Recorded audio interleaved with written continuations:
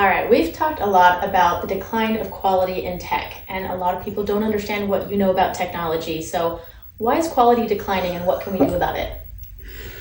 You know, I am so disappointed with where we are in technology in general. From software in 2023 through 2024, there was many AAA releases of games in which you could argue they weren't complete. And how many products do you buy that you end up having to return for a glitch or they weren't tested and you're disappointed with what you receive? And at least for me, it seems it's occurring at a much more routine basis that I receive things I don't appreciate because there's something either that they misrepresented or, more importantly, the device doesn't work. It doesn't do what it's supposed to do. So today I thought I would just do something pretty fun. And I'm doing this with a battery rig because it just allows me to be flexible. So over here for the camera, I have what's called a USB tester. And these are pretty inexpensive. You can get them for like 25 bucks. They're from China and it's a pretty nifty little tool. Now, what this tool does is it is showing me right now what this battery is outputting, and it is showing me what the cable is doing between the battery and my iPad. And it allows me to see if the cable is actually doing what it says it's going to do. By the way, you have a little screen and you have a little button you can press. And when you press the button, it can tell you things like, does this device have screens available? And so this device can actually support 2 screens. So it tells me that. And it's showing me that the cable is announcing to the iPad that it's compatible to do those tasks. And now it's showing me, for example, the amount of actual percentage of time deviation and the voltage, because there's always a dither in voltage. A dither means things oscillate because of interference and frequency, so you want to be able to measure that.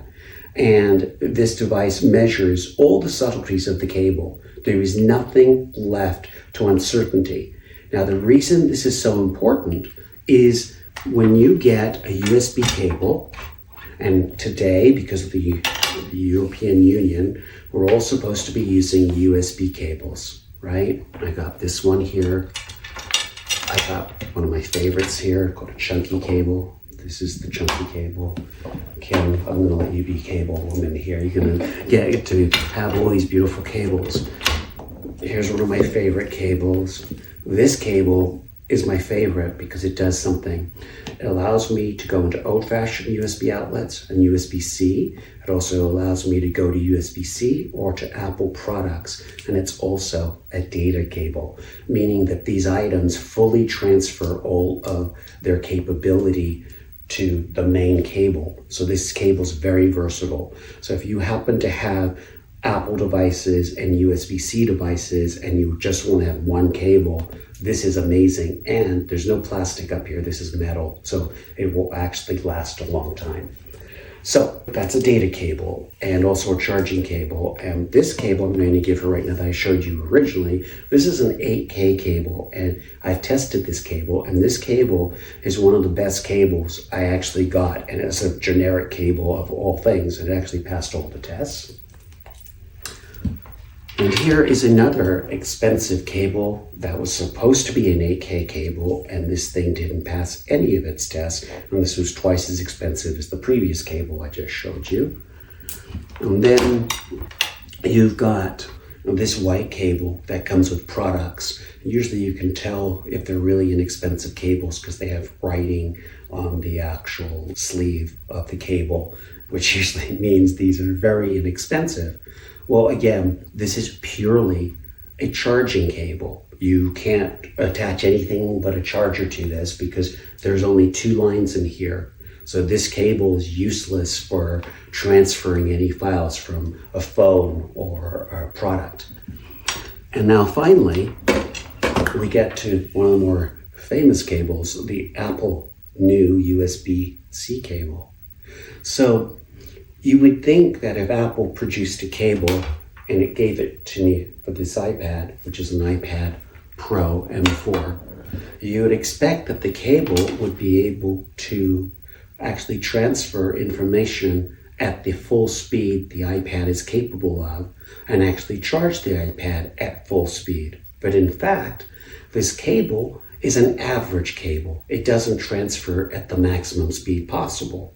And the reason for that is this cable, like every other cable I showed you, has a chip inside it. The chip is more powerful than the computer that was on the lunar module to send people to the moon in the 60s.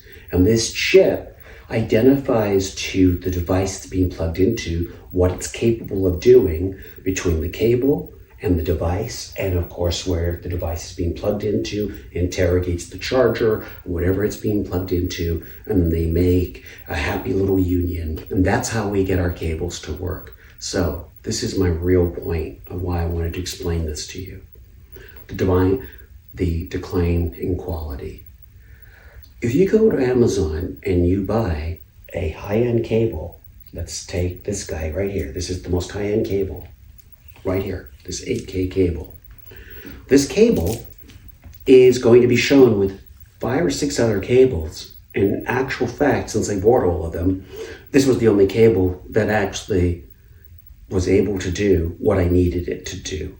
So then I was thinking, how many people have bought a bad cable and then get shocking results from the device they're plugged into, like the camera keeps cutting out, or they have a teleprompter, which was my application because I'm doing these videos now, or whatever, and their device is not working correctly, and it actually comes down to the cable. So Apple made a choice to make a decent data cable that has average speed and a decent charging cable, but they didn't max it out. And I find that kind of a shame that if you buy an expensive iPad, that you can't have a cable that actually does everything the iPad's capable of.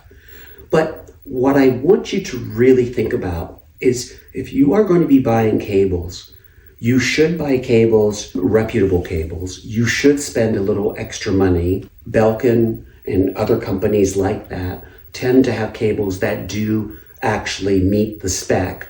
But the problem is Belkin and these companies sometimes don't have that particular unique new cable you might need. And you have to go to the Amazon casino and see if you can find a good cable. So for me at least, and this is the decline of quality, it on average takes me 2 to 3 attempts to buy cables in Amazon to find good cables. That's ridiculous.